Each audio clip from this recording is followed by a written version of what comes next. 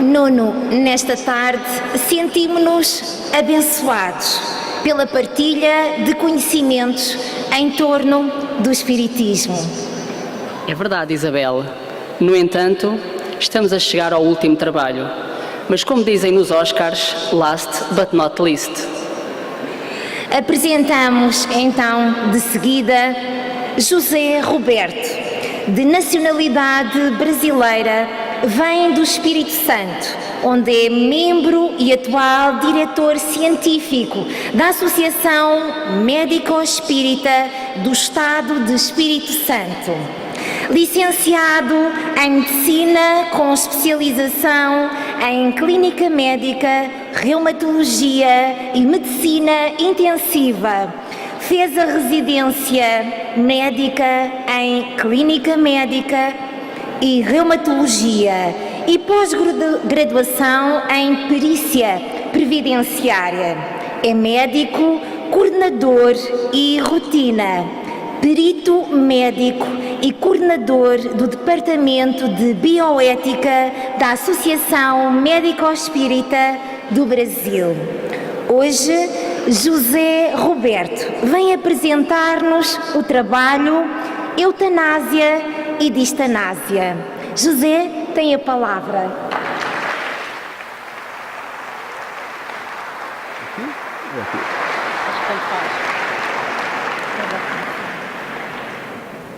Boa noite a todos. Tá fraco, hein? Boa noite. Muito bem.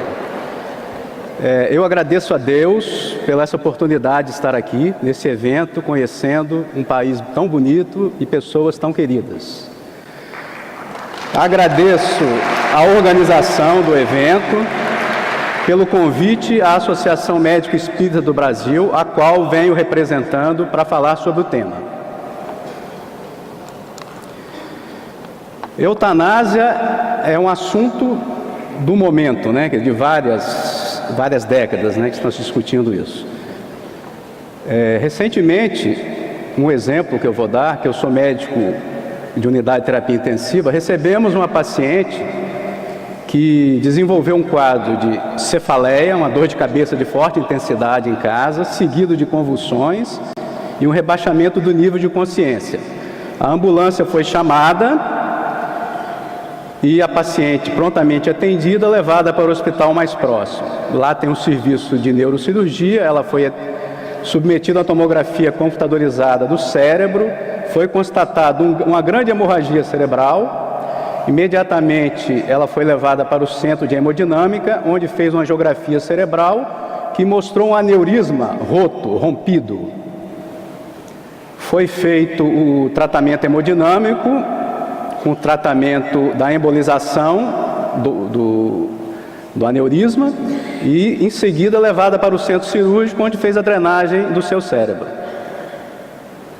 Um mês depois, essa paciente de 53 anos, professora, esposa, mãe de 2 filhos, permanecia em coma, em estado vegetativo persistente. Hoje, no mundo inteiro, nós temos milhares de pessoas nessas condições, em coma, em estado vegetativo, que pela ciência, elas não têm vida de relação. Elas são pessoas que não têm utilidade. Além das pacientes em coma, nós temos os dementes, os pacientes com paralisias, vítimas de acidentes automobilísticos, traumatismos cranianos, doenças cardiovasculares graves, doenças pulmonares graves, onde os pacientes dependem de uma assistência, de cuidados de terceiros e muitas vezes hospitalizações frequentes. A sociedade moderna, hedonista, que busca o prazer a todo custo e que não consegue lidar com o sofrimento, vê nesses pacientes um certo tipo de estorvo, pois são pacientes que não produzem mais para a sociedade. E buscam, na eutanásia, a solução para esses problemas, que eles veem como um sofrimento para a família, para o próprio paciente e também um gasto econômico para os países, que são pacientes que precisam realmente de cuidados e que gastam realmente muito, né? Então, isso é a nossa realidade atual nos países desenvolvidos. Nós temos, basicamente, dois tipos de eutanásia, a ativa e a eutanásia passiva.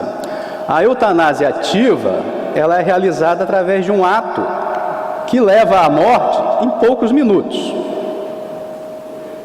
Por exemplo, a injeção de uma substância na veia, uma substância que faz parar o coração ou que faz parar o sistema nervoso, por exemplo, tipo um anestésico, né, um sedativo em altas doses, vão levar à morte rapidamente. Ou o desligamento de um aparelho, de um ventilador mecânico, que também leva à morte em poucos minutos.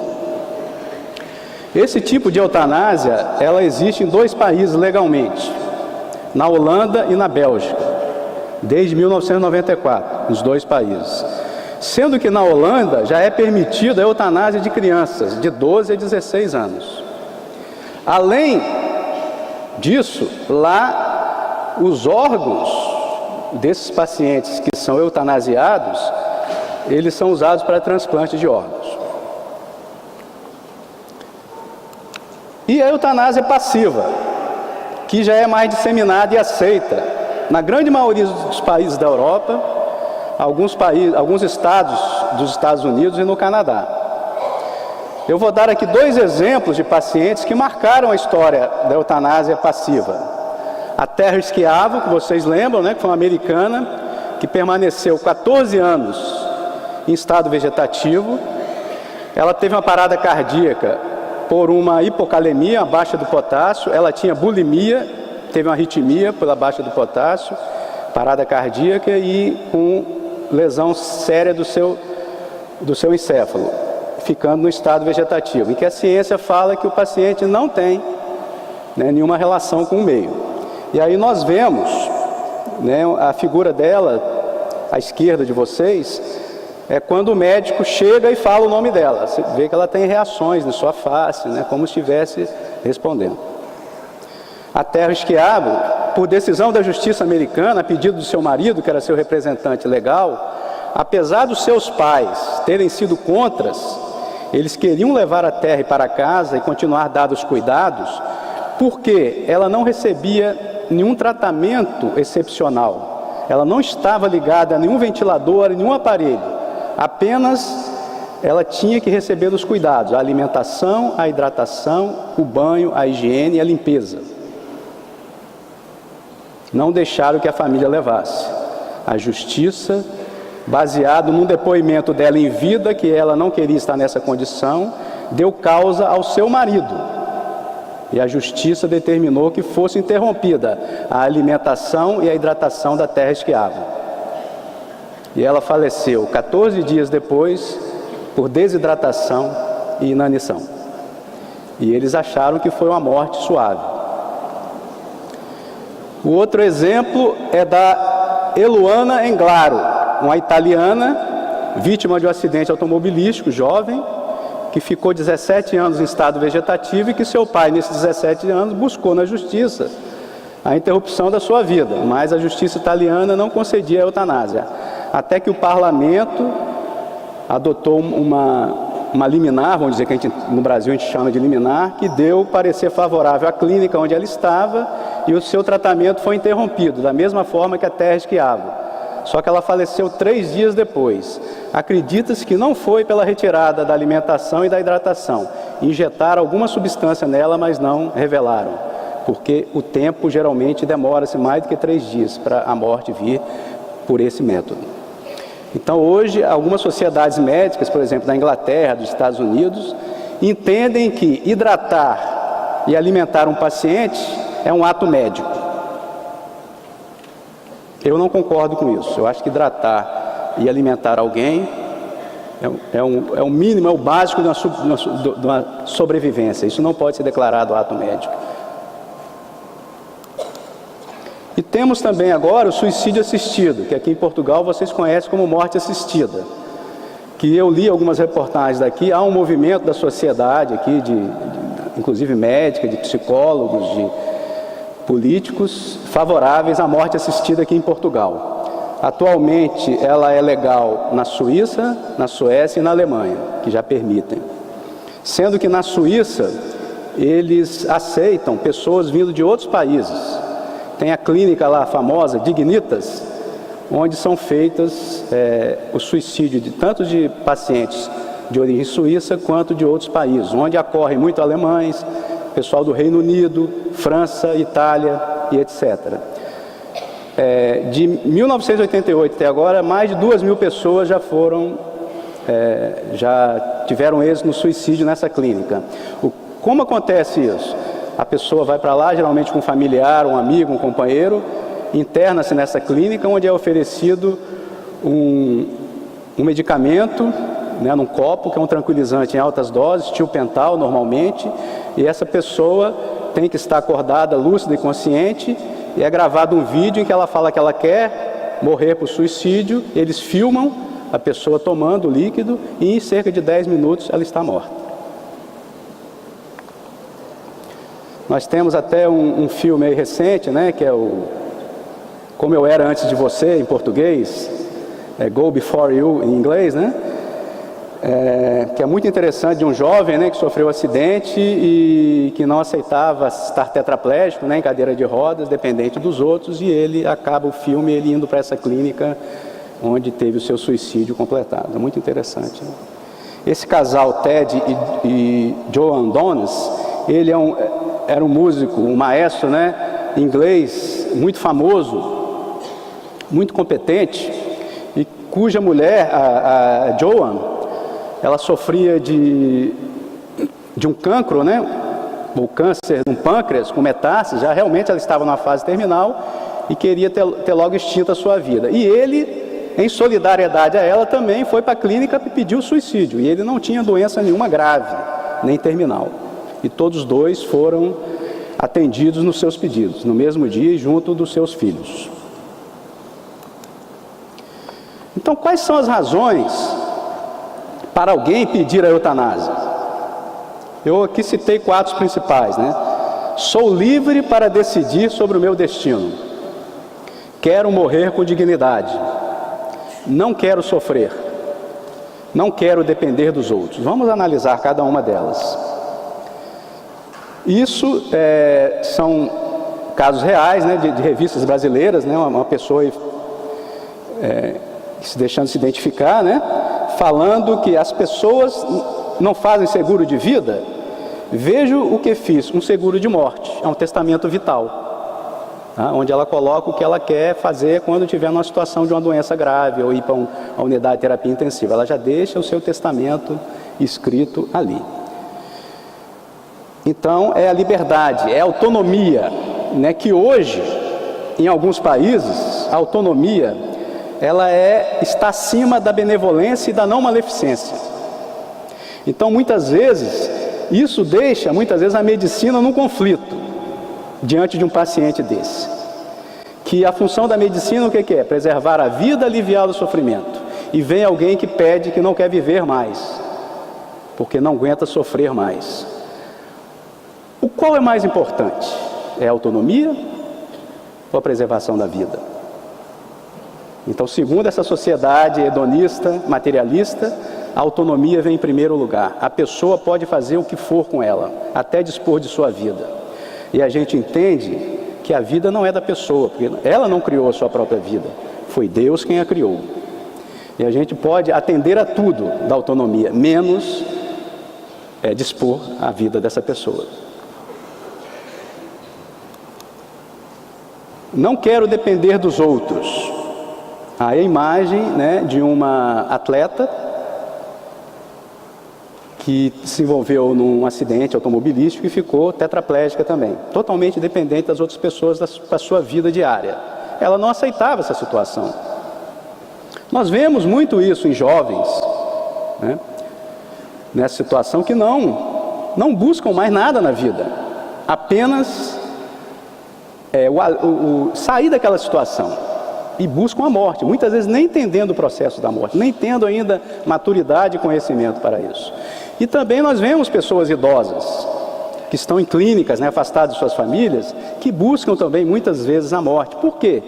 Não tiveram esse vínculo familiar com os filhos, com os netos, não prepararam durante a vida a sua morte. Hoje nós temos um problema maior ainda, porque as famílias são pequenas. Geralmente as famílias hoje, no Brasil, são no máximo 2 filhos hoje. A maioria das famílias hoje querem ter apenas um filho. E realmente fica sobrecarregado para esse filho quando vê um pai ou uma mãe numa situação dessa. Porque eles têm o trabalho, eles têm outras situações, e as pessoas não têm, estão perdendo esse vínculo familiar de amor, né, aos pais, de que muitas vezes deixam ao cuidado de outros os seus entes queridos. E isso muitas vezes é um abandono, e as pessoas não aceitam esse abandono, essa solidão, e buscam também a morte. Então a gente vê muito isso em países desenvolvidos, como a Holanda, né, essa situação. Eu não quero sofrer. Segundo um poeta brasileiro, um dos mais famosos, um dos melhores, Carlos Drummond de Andrade, a dor é inevitável, mas o sofrimento é opcional. Veja que profundidade, né? A dor é inevitável, mas o sofrimento é opcional. Então, todos nós vamos ter momentos de dor na nossa vida, mas podemos ou não sofrer, porque o sofrimento é moral. E moral está de acordo com a nossa evolução moral. Eu tenho pacientes que são exemplos. São pacientes com deformidades, dores crônicas, e que muitas vezes chegam com serenidade ao consultório, muitas vezes sendo exemplos para nós, profissionais da saúde. Enquanto outros que muitas vezes não têm nada fisicamente, praticamente, mas têm dores morais, dores profundas, e tentam muitas vezes o suicídio. Você vê como é a opção de cada um, né? A opção moral mesmo de cada um. E aí é um exemplo, o Stephen Hawking, talvez um dos maiores físicos da atualidade. Ele, aos 21 anos de idade, ele foi diagnosticado com uma esclerose lateral amiotrófica. Ele estudava física em Cambridge, e ele começou a ter quedas inexplicáveis, fraquezas. E ele recebeu esse diagnóstico de esclerose lateral amiotrófica, e o médico falou que ele teria de 6 meses a 2 anos de vida no máximo. E ele foi progressivamente perdendo os movimentos, e isso foi há 50 anos atrás, tá, pessoal? E ele está vivo até hoje. Hoje, ele só mexe os olhos. Ele escreve livros com o movimento dos olhos. Desenvolveu uma tecnologia, uma cadeira de rodas, que ele consegue fazer isso. Ele tem livros belíssimos sobre física, sobre o universo. Livros que estão mudando o conceito da ciência e o conceito de vida. Ele casou 2 vezes, mesmo nessa situação. Teve 3 filhos e tem 3 netos. A gente não aguenta nenhuma mulher, né? Ele teve 2.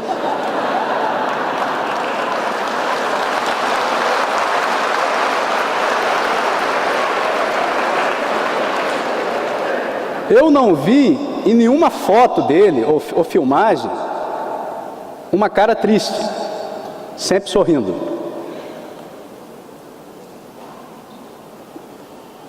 Esse indivíduo, quando foi diagnosticado com esclerose lateral amiotrófica, se fosse nos dias atuais, o que eles recomendariam para ele?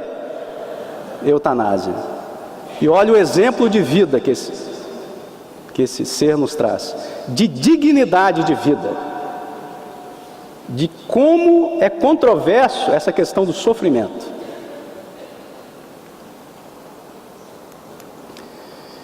Quero morrer com dignidade. Fala-se muito isso, qualidade de vida, dignidade. As pessoas, principalmente da área da ciência, se põem no lugar do próximo, que aquela pessoa não tem qualidade de vida. Eu vou desligar o aparelho dessa pessoa porque ela não tem qualidade de vida. Ela está em coma profundo, não vai reagir a nada. Não. Eu sou médico, eu vou determinar, não tem qualidade de vida. Para quê? Isso acontece? Acontece, pessoal. Acontece isso sim, porque dentro de um hospital, apesar das leis, tudo acontece. Então é preciso a gente ter uma mudança, né, na nossa medicina, na nossa qualidade, que esse assunto, que a espiritualidade possa ser introduzida os nossos profissionais. Então, na minha unidade, eu converso com todos os profissionais, sejam médicos, sejam profissionais da área da saúde, enfermeiros, psicólogos, nutricionistas, todos eles, sobre esses temas. Eu nunca decido sozinho, porque tem momentos também que são difíceis, que não há um limite para separar o que é certo e o que é errado, assim. Muitas vezes a gente tem que parar, orar, pedir ajuda ao plano espiritual, para tomar atitudes mais corretas também, para não também você fazer um tratamento muitas vezes que vai colocar o paciente para sofrer sem ter nenhum resultado para isso. Aí o exemplo do Tony Judd, que é um inglês radicado nos Estados Unidos, que era historiador, também teve a mesma doença do Stephen Hawking, esclerose lateral amiotrófica, só que ele evoluiu rapidamente. Em 1 ano e alguns meses ele começou a doença, ele ficou totalmente paralisado e dependente de ventilação mecânica. E perguntaram para ele se ele não queria que lhe fizesse a eutanásia. E ele deu essa resposta: minha vida não precisa de ajuda para me deixar. E ele, antes do adoecimento dele, ele era ateu e era a favor da eutanásia. Só que com a doença ele aprendeu que muitas vezes é no momento da doença que a gente encontra a espiritualidade, que a gente encontra o sentido da vida. Por isso que não devemos tirar a vida de ninguém, porque é um momento muitas vezes que a divindade nos dá para esse encontro, para encontro com Deus, encontro com a nossa dignidade, com o nosso sentido da vida. O sofrimento é o principal caminho para o sentido das nossas vidas. E o que é a distanásia? É uma atitude médica, que visando prolongar a vida de um paciente terminal, ela utiliza todos os meios terapêuticos, mas cujos efeitos são inúteis, pois não vão levar à cura e nem melhorar a situação do indivíduo, apenas aumentar o sofrimento. É um indivíduo, por exemplo, com câncer terminal, que já tentou vários tratamentos, que não respondem mais esse tratamento, que seus órgãos estão evoluindo para a insuficiência geral de todo o organismo, e que você tenta, tratamentos extravagantes, muitas vezes a intubação, quando esse paciente ele vai desfalecendo e tem uma parada cardíaca, e aquela intubação muitas vezes não vai levar nada, pode levar alguns minutos a mais, mantendo energia vital num corpo que já está se desapegando da matéria física. Então a gente tem que entender isso também, que não é manter a vida a todo custo. Na verdade, a morte, ela não é nossa inimiga. É claro que ninguém, pelo fato de não ser inimiga, a gente vai buscá-la, a gente vai atrás dela. Mas também não é para ser temida, e nem o seu encontro ser prolongado desnecessariamente. A morte tem que ser visto como uma fase natural da vida. É o começo de uma nova vida. No Brasil nós temos esse termo, ortotanásia, que seria o correto. Seria que para pacientes terminais, a morte no tempo correto, no tempo certo, significa a humanização da morte, não abreviá-la e nem prolongá-la. É entender que o indivíduo, ele pode morrer em casa, ele não precisa ser hospitalizado, que ele tem que ter a sua dignidade mantida, com tratamento, não ser abandonado pelos parentes nem pela equipe médica, e ter suas dores, suas ansiedades tratadas. É preparar o indivíduo para a morte. E nós temos, eu vou dizer mais tarde, sobre os cuidados paliativos, que é o exemplo dos atos que devemos praticar para esse tipo de pacientes. E o que o Espiritismo nos diz sobre a eutanásia? Nós temos como princípios básicos da doutrina a lei da ação e reação, ou lei de causa e efeito, também chamada de lei de ação e reação. É uma lei automática, ou seja, embutida em si mesmo os efeitos decorrentes de nossos atos. Atos bons trazem como consequências efeitos bons. Atos maus, efeitos maus. A semeadura é livre, a colheita é obrigatória. todos, absolutamente todos, colherão sempre apenas e tão somente o que plantarem. O que quer dizer com isso? Se eu plantar batata, eu não vou colher maçã, eu vou colher batata. Os nossos sofrimentos são causados por nós. Eles têm relação com a nossa historiografia espiritual. As famílias, elas são a célula essencial para a evolução do ser. Você tem o pai, a mãe, os filhos que você merece para a sua evolução. E nós devemos respeitar esses indivíduos, devemos amá-los, ter gratidão para os nossos pais. Nunca procurar abreviar a vida, porque muitas vezes o sofrimento que sofremos hoje, que temos hoje, pode ser resultado de um suicídio de uma vida passada, ou de uma morte provocada. E nós apenas estamos prolongando esse momento. Qual o primeiro de todos os direitos naturais do homem? Livro dos Espíritos, questão 880. O de viver. Por isso é que ninguém tem o direito de atentar contra a vida de seu semelhante, nem de fazer o que quer que possa comprometer-lhe a existência corporal. Então, só a vida não é minha, não é sua, não é vossa. A vida pertence a Deus, porque nós não criamos nossa vida, nós somos espíritos em evolução, nós fomos criados por Deus. Não temos o direito de tirar a nossa vida, que é uma oportunidade que nos foi dada por Deus, para que evoluirmos e sermos co-criadores de um mundo melhor.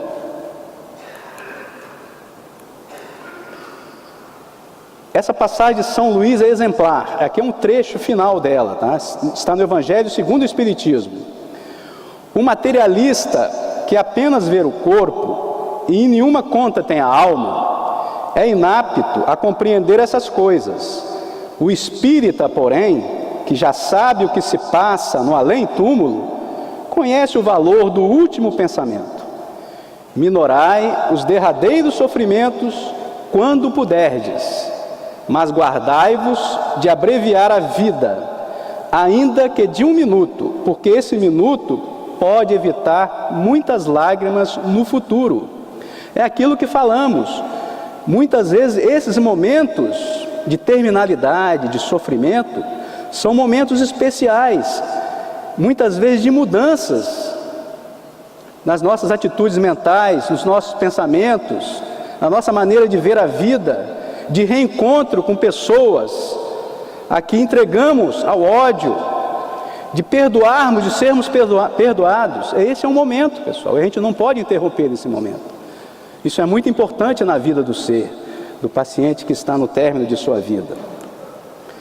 Chico Xavier, em Plantão de Respostas: a morte voluntária, quer dizer, a eutanásia, é entendida como o fim de todos os sofrimentos, mas trata-se de considerável engano. A fuga de uma situação difícil, como a enfermidade, não resolverá as causas profundas que a produziram, já que essas se encontram em nossa consciência. É necessário confiar, antes de tudo, na providência divina, já que tais situações consistem em valiosas lições, em processos de depuração do espírito. Os momentos difíceis serão seguidos mais tarde por momentos felizes. Se pudermos atravessar essas situações com dignidade, colheremos uma vida muito melhor no mundo espiritual e em encarnações sucessivas. E eu vou falar aqui um pouquinho sobre os cuidados paliativos. Muitos pensam que cuidados paliativos é não fazer nada. Pelo contrário, cuidados paliativos é fazer muito mais. É cuidar, que para mim é o principal objetivo da medicina, da saúde. São os cuidados, e não o curar, e não o tratar, é o cuidar. E os cuidados paliativos é uma especialidade nova no mundo, em que trata esses pacientes terminais numa abordagem multiprofissional que envolve médicos, enfermeiros, psicólogos, fisioterapeutas, terapeutas ocupacionais e mais, buscando levar aquele ser que está em estado terminal o alívio de suas dores, o alívio de sua angústia, o alívio de sua ansiedade, para dar-lhe uma passagem mais digna. Ela envolve o tratamento não só do paciente, mas como do seu familiar e também do luto dessas pessoas quando perdem os seus entes queridos. Então, é uma especialidade que eu acredito que seja o futuro até. Eu acho que todo hospital de porte grande devia ter os cuidados paliativos. Aqui em Portugal, eu sei que existem até maio de 2016, 25 centros de cuidados paliativos. É um número razoável, bom para o país. Espero que vocês desenvolvam mais essa especialidade e os pacientes que procurem muitas vezes a eutanásia sejam, encaminhados para esses serviços que dão realmente um tratamento mais humanizado para essas pessoas que estão em processo de doença terminal. Amanhã aqui em Lisboa e no Porto vai ter um encontro sobre cuidados paliativos, terceiro encontro de cuidados paliativos. Eu não sei onde, porque eu não vi o local, mas que vai ter um evento onde vão ser distribuídas camisas em defesa da vida e dos cuidados paliativos. Então vocês estão de parabéns, tá? Os portugueses.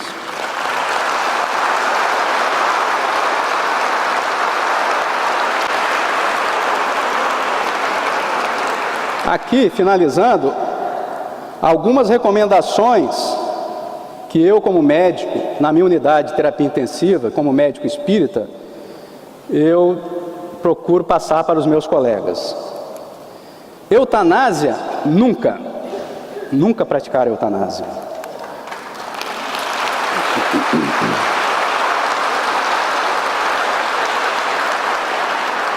Distanásia deve ser evitada. Devemos proporcionar uma morte mais digna que o paciente. Se possível, escolha onde e com quem quer morrer, de preferência em casa e de forma mais natural e menos mecanizada possível.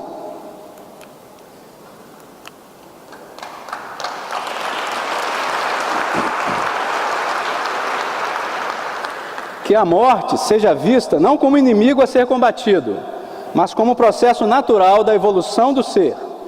Ser a favor da vida sempre, mas não lutar contra a morte quando ela está em curso e é inevitável.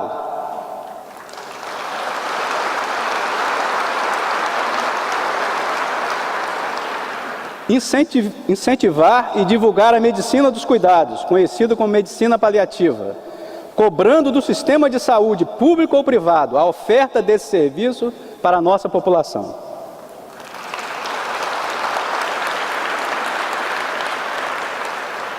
Ao entrar no ambiente de trabalho, ore para obter os instrumentos necessários, inspiração, para tomar as decisões mais próximas da justiça divina possível. Ore diante de uma situação de dúvida. Ore para o paciente que está em processo de desencarnação. Muitas vezes é melhor a oração do que a intervenção física, para o espírito que está se desligando do corpo físico.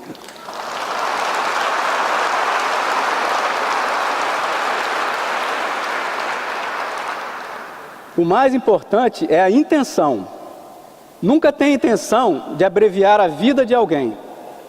Se precisamos usar um analgésico de ação central ou sedativos, que façamos com o objetivo de aliviar a dor e o desconforto, e não de proporcionar uma morte suave, como fazem alguns médicos que prescrevem doses maiores, acreditando que estão aliviando o sofrimento dos seus pacientes.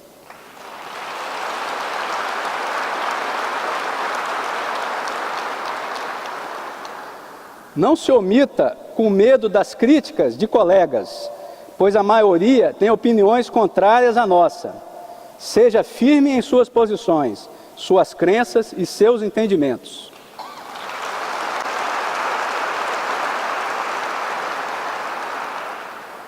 Se o teu talento é com a área de doenças críticas ou terminais, persista nessa sua vocação, pois são áreas da medicina mais carentes de profissionais humanizados. Podemos ser bons tecnicamente e praticarmos a medicina da alma. Humildade, respeito para com os pacientes e com os colegas de profissão, segurança na justiça divina, fé, felicidade de servir numa seara de grandes sofrimentos e amor ao próximo.